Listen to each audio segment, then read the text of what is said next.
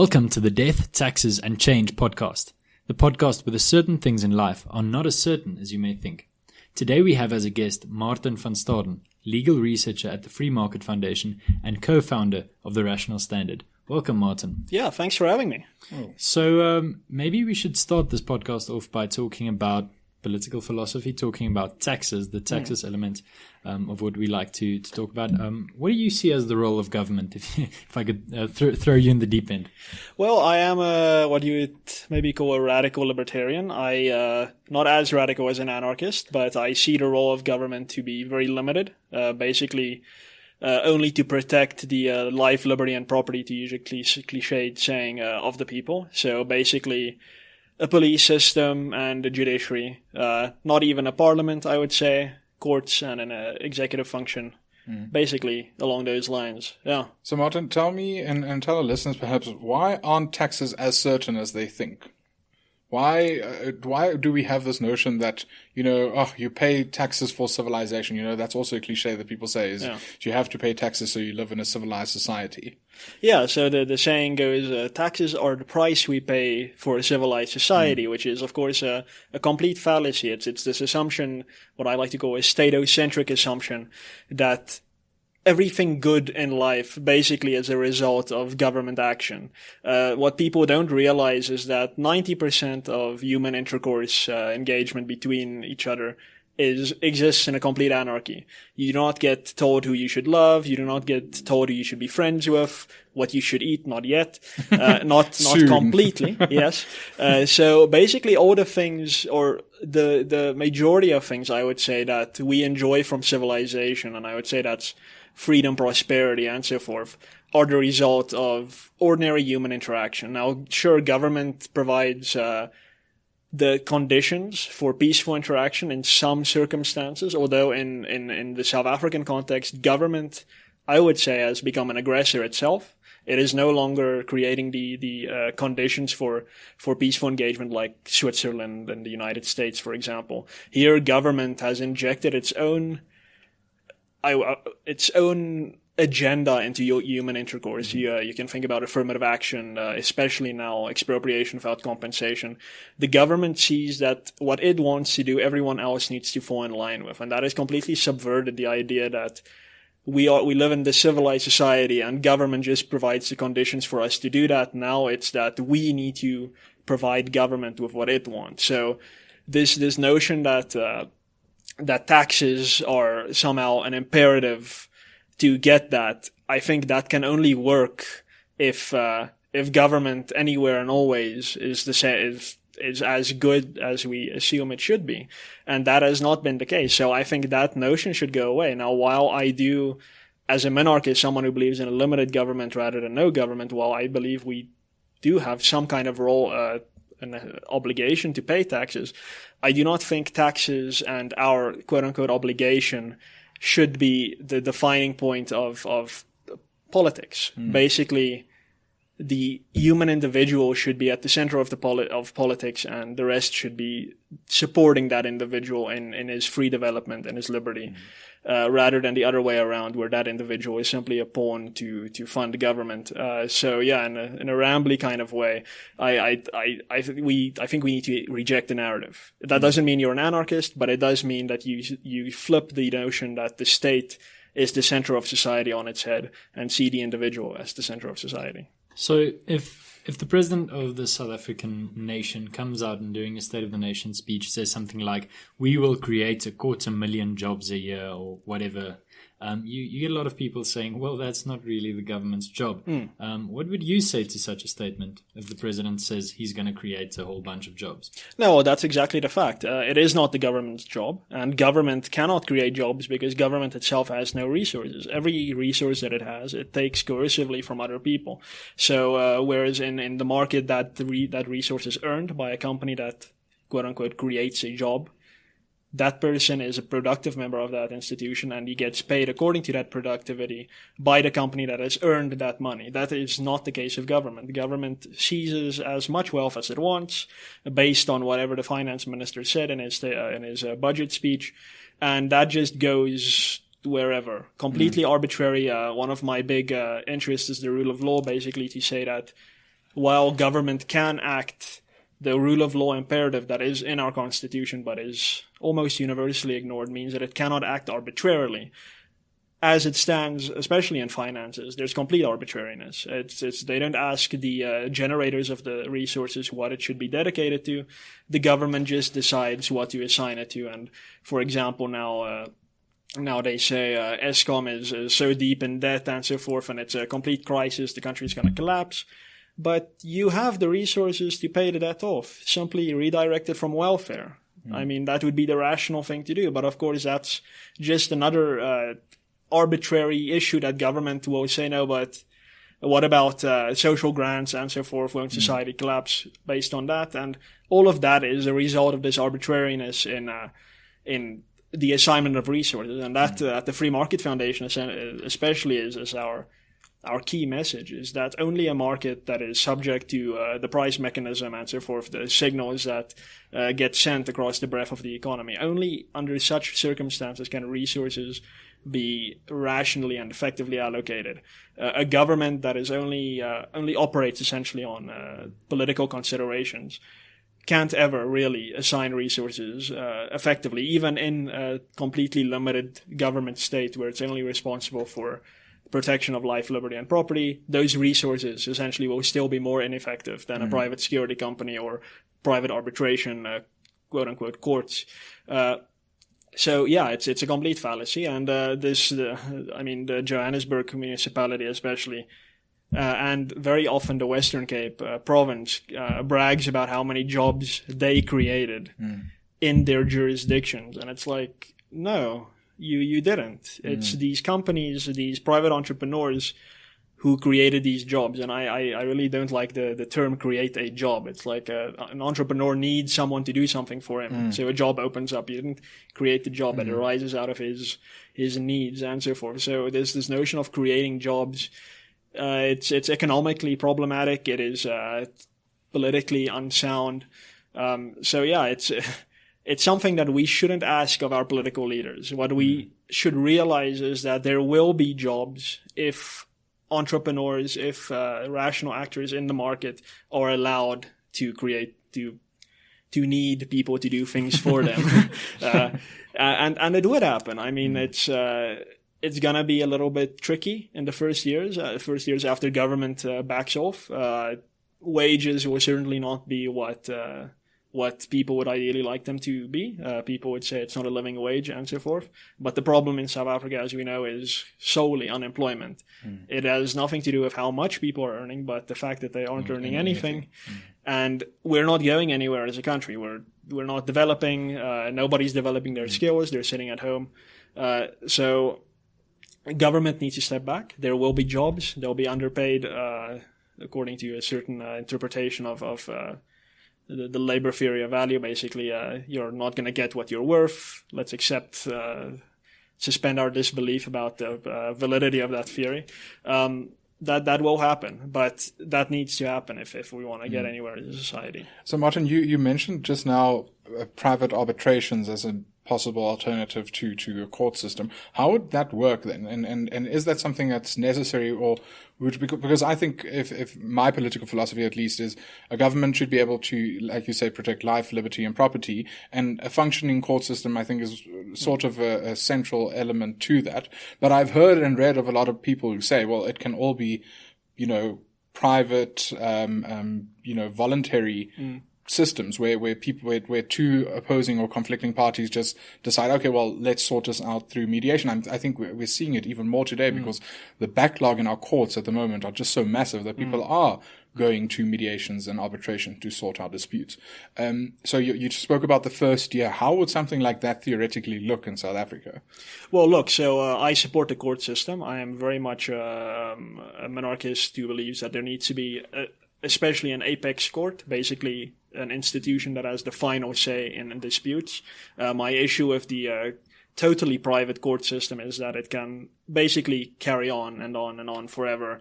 Appeals. And at the end of the day, even if you have contractually bound yourself not to appeal further, it doesn't seem to bring about any kind of real end to the matter. It seems like there will always be more grievance. I think the institution of a court does bring a sense of finality, especially that it sets a precedent. And that means we have established from looking at the law a principle of fairness here.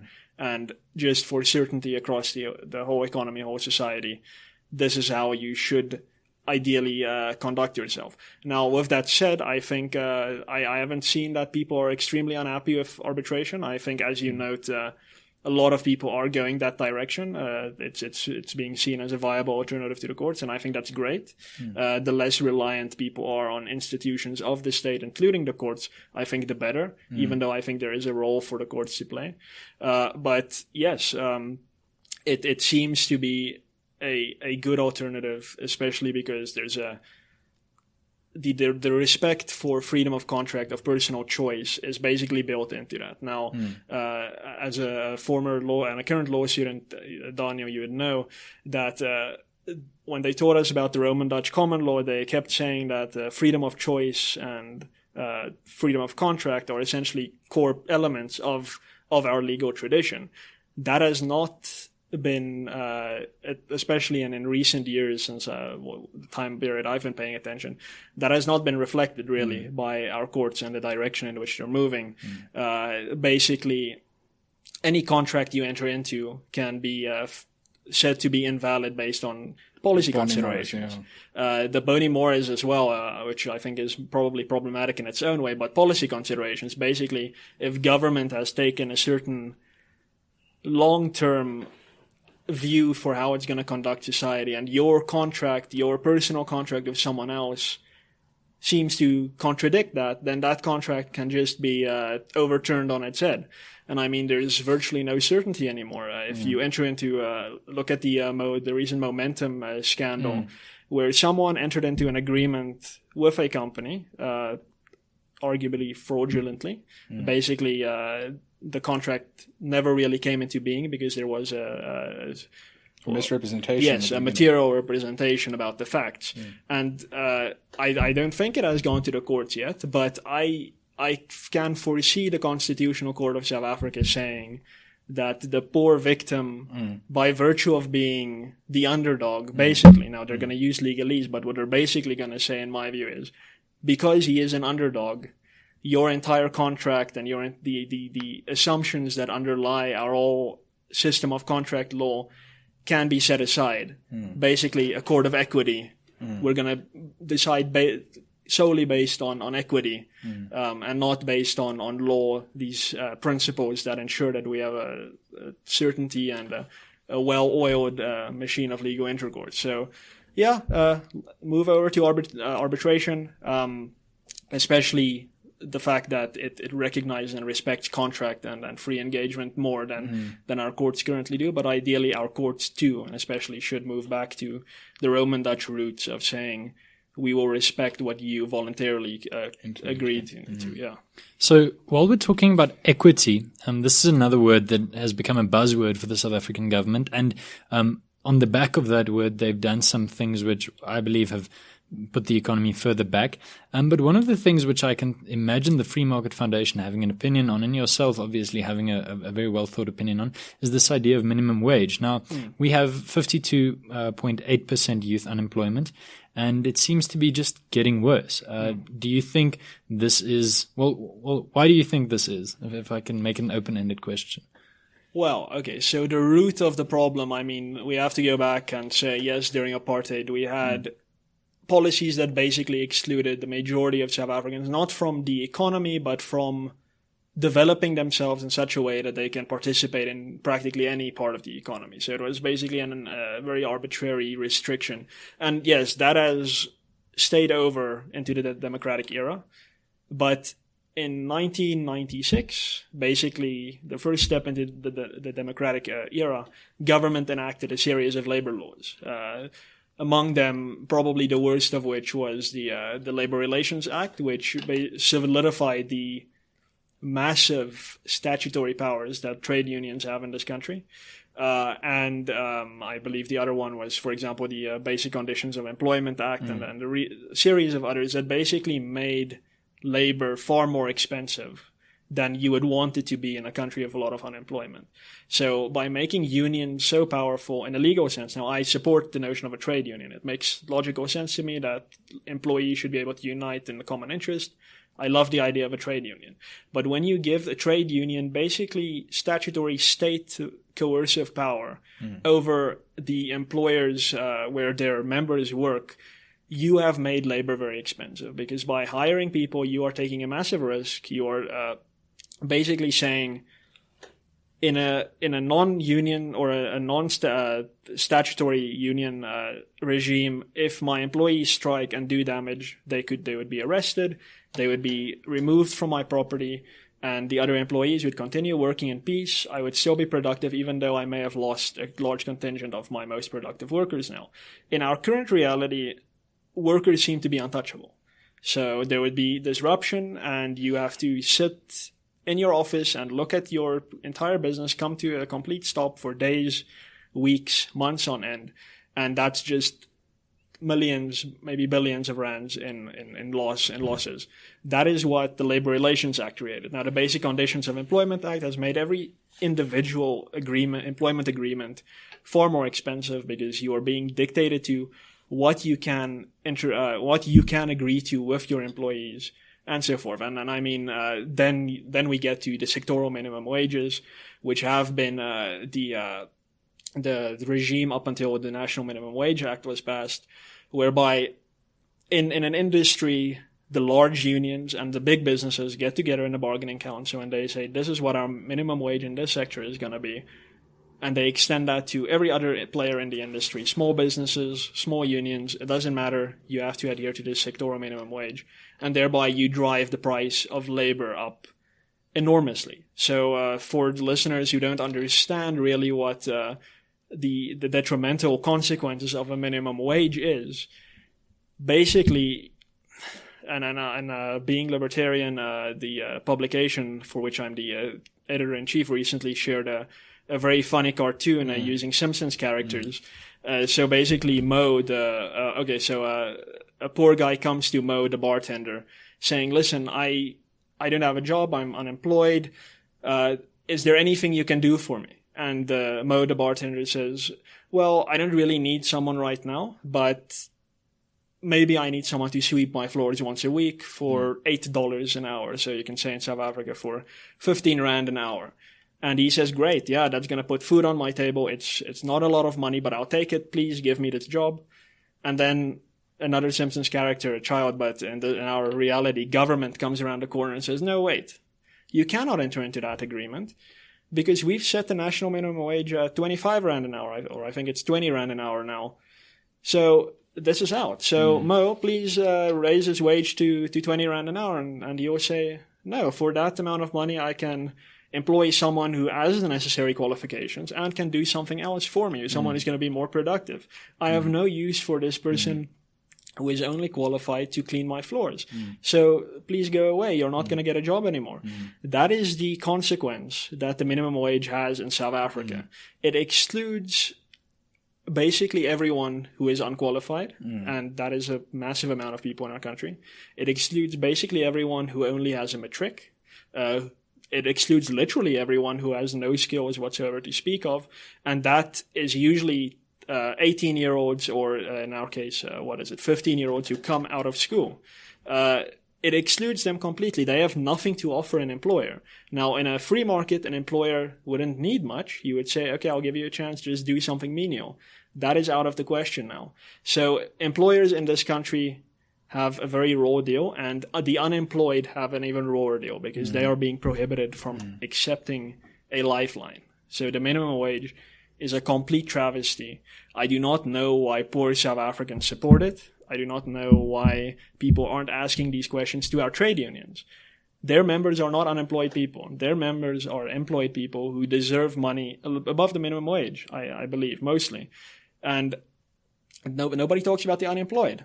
This is going to be, next to perhaps expropriation without compensation and the electricity crisis, the unemployment crisis is probably what's going to bring South Africa to its knees and lead to civil strife if we're not careful. If I can just have a quick follow-up there. The thing is, most of us did free work during holidays when we were students, and you didn't get anything, but then you could say, well, I have some experience. I can do something for you.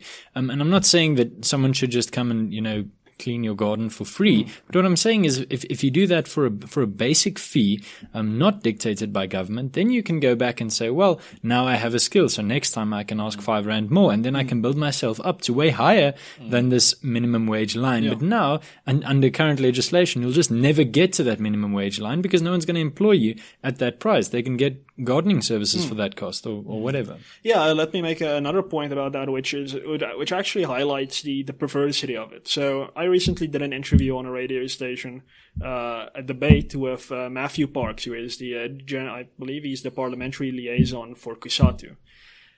Basically, the radio interviewer asked him, okay, so what about those circumstances where a domestic worker or a labor tenant basically is given a lot of benefits? They get no pay, zero, nothing. But they get maybe health insurance, they get a bed to sleep on, we cook for them, all these things, we give them a life, we may even pay for their children's school fees. What about them? Do they also fall under this idea of a minimum wage? And he said, no, of course. Of course, those people need to be paid 3,500 Rand a month from now on. Otherwise, it's exploitation.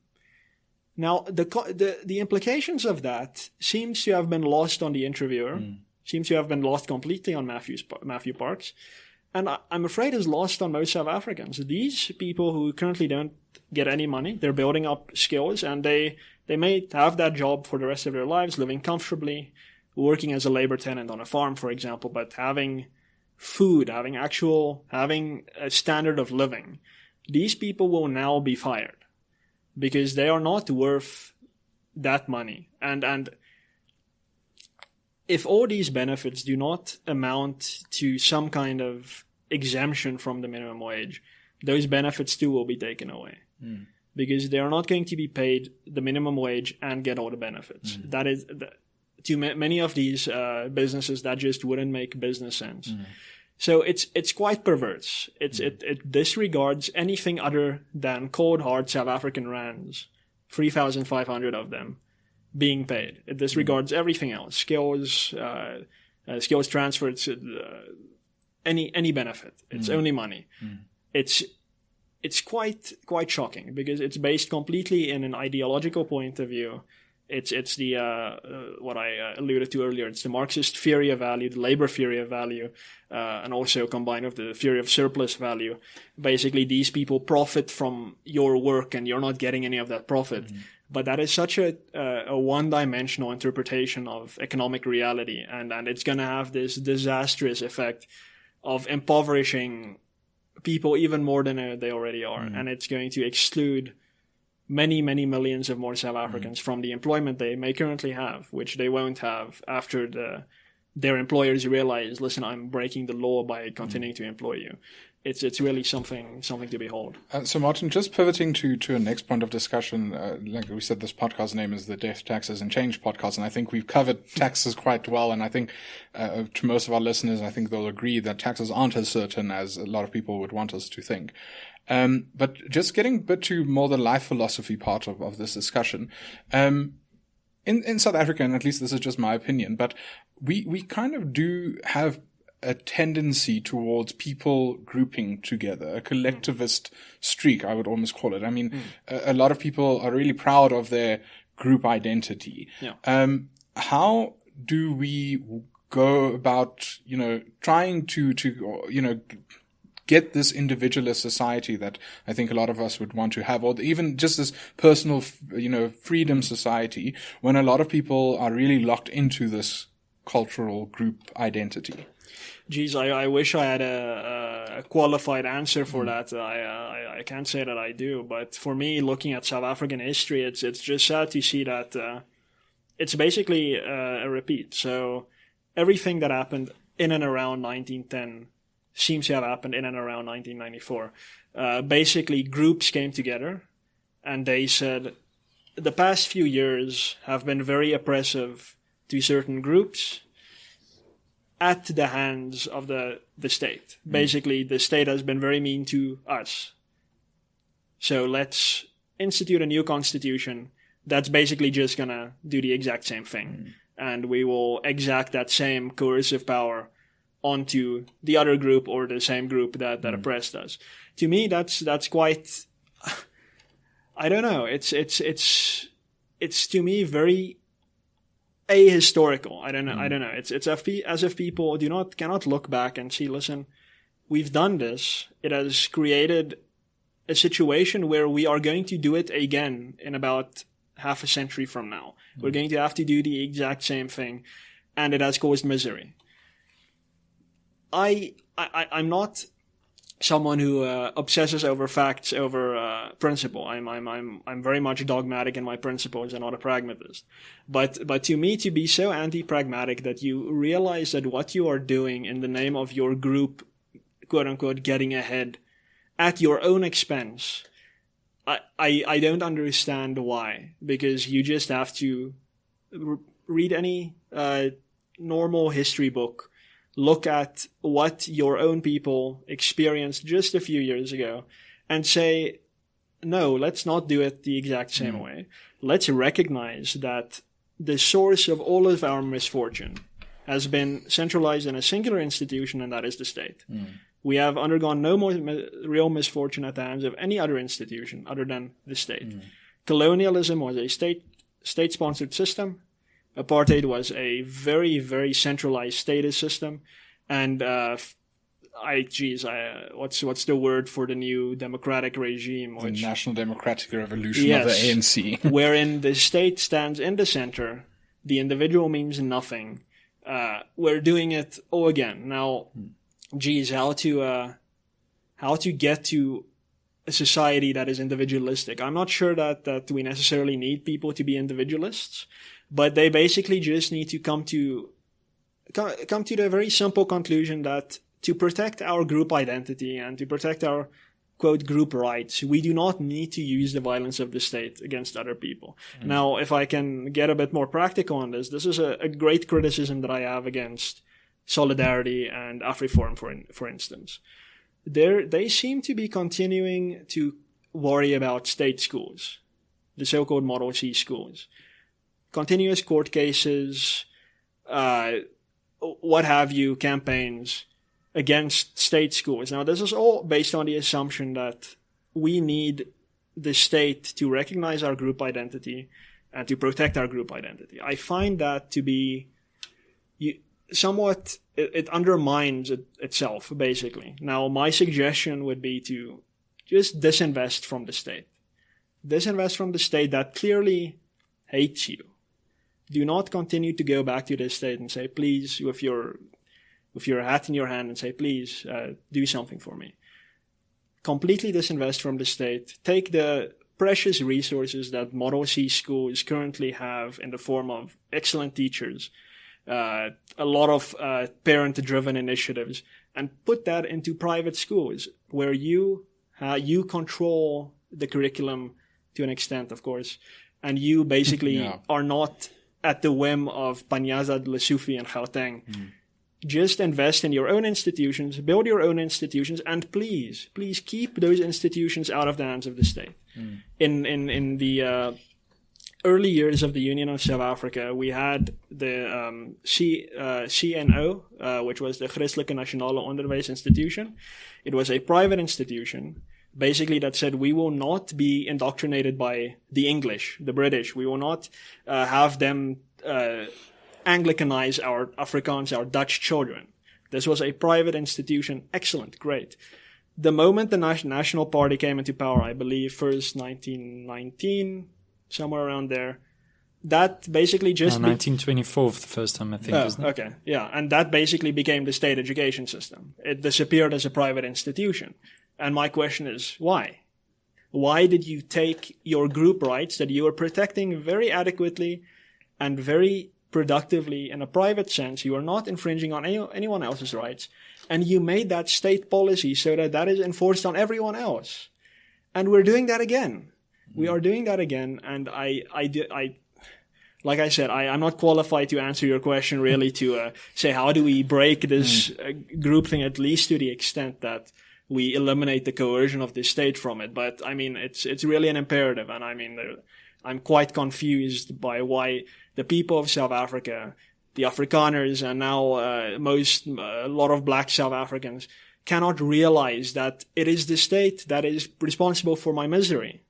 Let me disinvest from the state and see myself as the center of my life and my community, rather than seeing the state, or what they call now the so-called developmental state, as the center of everything. I don't know why. I really hope we can dislodge that premise that underlies everything that in South African society nowadays.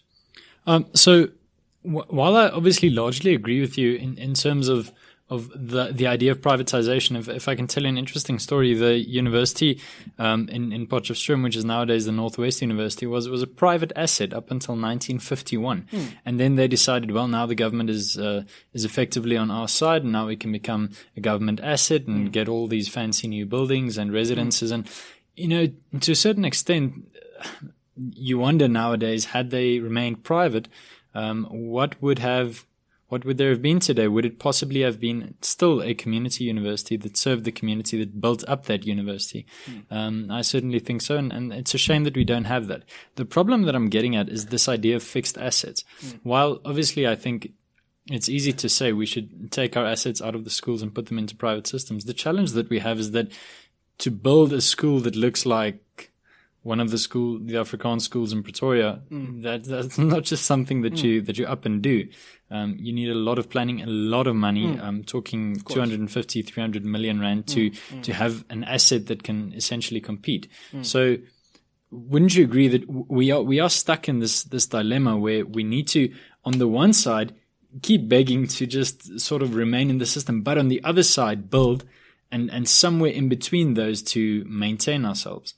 Sure. Look, I get that point. My concern is that these are real resources being invested into trying to stay a friend of the state or remain in the good books of the state. Great, massive resources. I can only imagine what Solidarity and AfriForum are paying their lawyers. Senior counsel, extremely smart, bright lawyers.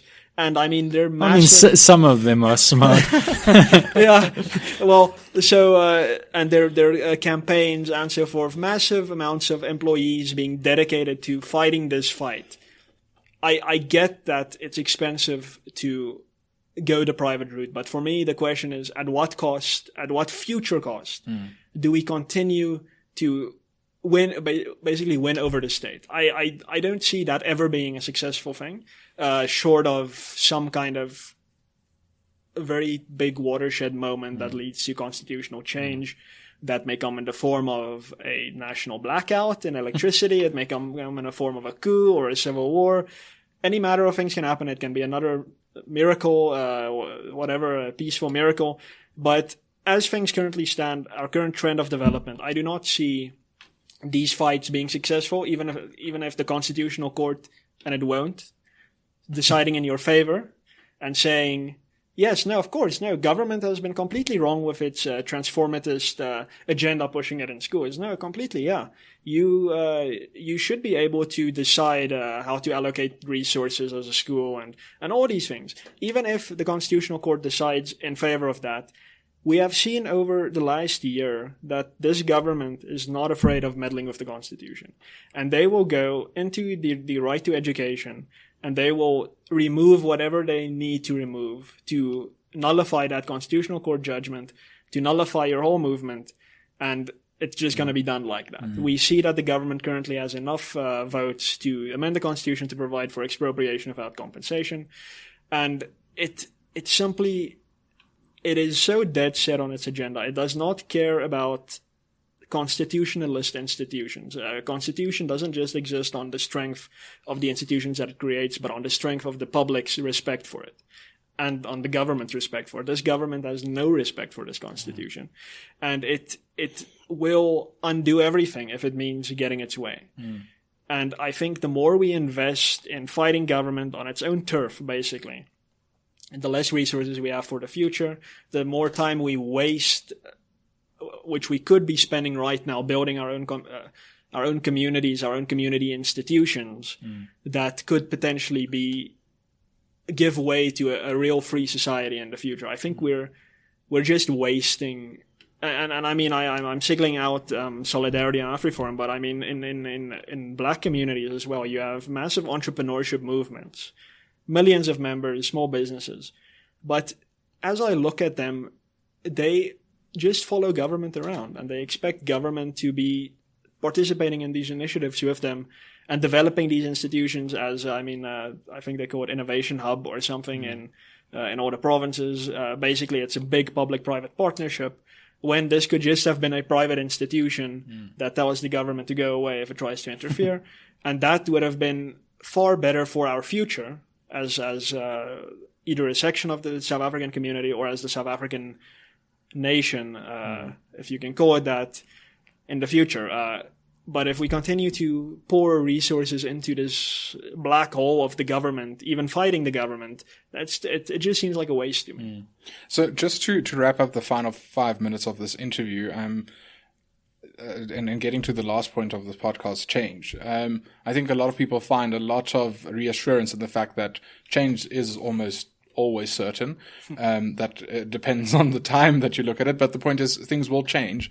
How quickly do you think South Africa will change, and how quickly do you think we'll change our trajectory at the moment? I mean, I think we're all really concerned. I mean, just driving here, all of the lights were out. It literally took us more than an hour just to drive 60 Ks. Yeah. Literally because we don't have power. And I think a lot of people are quite despondent about the direction we're heading.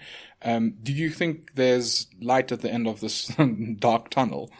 It's a dangerous question to be asking me because I am a cynic of renown, so I won't necessarily have a good answer for you. I think the first point to make is to remind everyone, and this is something that I found quite insightful that some Venezuelan colleagues of ours shared with us recently. Basically, never say that it cannot get any worse. It can get a hell of a lot worse than we currently have it. And with amending the Constitution, which I think is still the biggest threat, it can get extremely bad. It can get very, very, very bad. And talk about dedication of resources. You need to dedicate resources to at least just stalling that. And then, of course, building your own institutions. But it can get a lot worse. As far as it getting better, changing in a good direction, it seems like something will need to crack and break. There needs to be a break in the tension at least.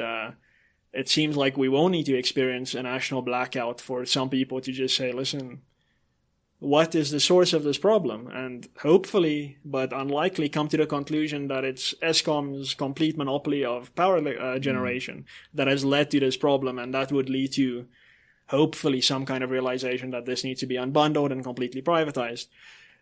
The likeliness of the South African people coming to that realization seems to me to be very, very small.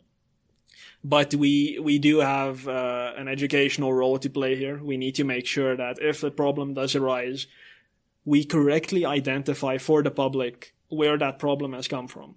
We show them, listen, this is not big, greedy private businesses, although in many cases it is them, but it is the state and its monopoly on the use of force, its coercive power, that is keeping you down. Now, we need to keep educating people and saying that, essentially saying, you need to be your own person. You need to be responsible for yourself. And in many cases you are, but you need to completely put the idea that the state is your friend, is here to help you, as the famous Ronald Reagan saying goes. You need to put that out of your mind. The state is not your friend. The state is not going to help you. You must always see the state as the enemy. And only that realization, as far as I'm concerned, will lead to South Africans saying, okay, we do need change. And then hopefully that will result in some kind of constitutional, hopefully peaceful revolution saying, okay, we're going to flip this thing on its head. We're going to put the individual and the private community at the center. And we're going to say, government, you play a supportive role, if any role at all, and stay there. If you don't, we'll kill you or something. That to me, I guess, is the only way I foresee change coming to South Africa. And I mean, this country has massive potential. We just have all the good things are going for us. They discovered oil off the coast the other day. We have a hell of a lot of frightening resources. as hell. Yes, let's become a petro state. That's going to be great. But yeah, we have resources. We have great human capital. we have everything right going for us except the statist paradigm, the statist assumption that underlies everything that we do, and we urgently need to get rid of that. Martin, thank you so much. I think this has been a wonderful interview, and thank you for your time. And I think our listeners have really enjoyed this as well. Where can people find you? Where can they, follow you on social media? Where can they read the things that you write? And then I think there's also, you wrote a book recently. Where can people find the book? Yeah, so first port of call is my website. That's www.martinvanstaden.com. One word. Then, of course, you can follow. I'm mostly active on Facebook, not necessarily so much on Twitter. On Facebook, it's Martin van Staden Liberty, one word. You can just type that into the URL. So that's facebook.com/Martin van Staden Liberty, or search at Martin van Staden Liberty, since Facebook now also does the at thing. On Twitter, it's at Martin_ASFL, where you can follow me. Then the book, yes. So I recently participated in writing one book, Igniting Liberty, that's being sold through Amazon. It's a Being Libertarian book. So please visit Being Libertarian, click on books in the address bar, and you can find it in our catalog. Please buy it. I think you'll be happy. And then the Free Market Foundation has published, is in the process of publishing my other book, the one that I wrote on my own, The Constitution and the Rule of Law. This will be a free book, so you can find it on the Free Market Foundation's website, freemarketfoundation.com, and more over the Rule of Law Project's website, which is ruleoflaw.org.za, one word. Where you can find the book there and download the PDF version. And then there will also be a limited number of free hard copy editions that will be at the Free Market Foundation's offices in Bryanston. You can find all of that on Google. But yeah, so that's where you can find the book. But like I said, it's free online. And please, I would recommend reading it. It explores a lot of my more legal opinions about these things. And one solution, I think, is key to South Africa. Basically, we need to interpret the Constitution in a constitutionalist way and not in a transformative way. And then a lot of our problems, I would say, will disappear. So yeah, that's where you can find my books, and that's where you can follow me. Awesome, thanks. And for 2 years listener, be sure to subscribe to the Deaf Taxes and Change podcast, wherever you get your dose of podcasts each week. Leave us a review on iTunes and Castbox. It really helps us in the rankings. And then thank you very much for tuning in. The Deaf Taxes and Change podcast is proudly brought to you by Pod Media.